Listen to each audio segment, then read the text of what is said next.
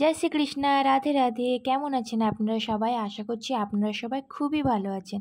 আর আমি আর আমার গপু সোনা খুবই ভালো আছি। আজকে আমি আপনাদের সাথে আলোচনা করব যে যখন আমাদের পরিবারে কেউ মারা যায় বা আমাদের অসুখ চলে, তখন কি আমরা গোপাল সোনার সেবা দিতে পারবো, নাকি নিত্য সেবা আমরা বন্ধ করে রাখবো? আজকে সেটাই আপনাদের সাথে আলোচনা করব যে আমরা গোপাল সোনার সেবা দেব কি দেব না, আমাদের কি করা উচিত।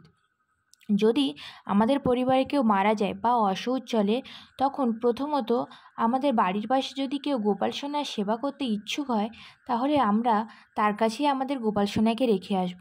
দ্বিতীয়ত, যদি আমাদের বাড়ির পাশে কোনো মন্দির থেকে থাকে, তাহলে আমাদের গোপাল সোনাকে সেখানেই রেখে আসব। কারণ মন্দিরে থাকলে গোপাল সোনার নিত্য পুজো অসম্পূর্ণ থাকবে না, বা গোপাল সোনার 3 বেলায় ভোগ নিবেদন করা হবে। আর যদি নাই হয়, কেউ যদি আমাদের গোপাল সোনাকে ভোগ নিবেদন করতে না চায় বা গোপাল সোনার সেবা না দিতে চায়, বা আমাদের বাড়ির পাশে যদি মন্দির না থেকে থাকে, তাহলে কিন্তু আমরা আমাদের গোপাল সোনাকে অসুখের সময়ও সেবা দিতে পারি। কারণ গোপাল সোনার নিত্য সেবা কখনোই বন্ধ করা উচিতই নয়।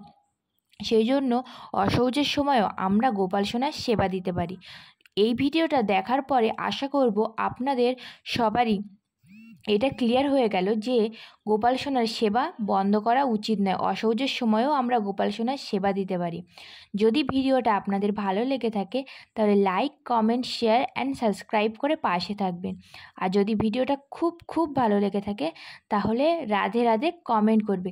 তাতে আমার গোপু সোনারও ভালো লাগবে আর আমারও। তাহলে ভিডিওটা এই পর্যন্ত। রাধে রাধে।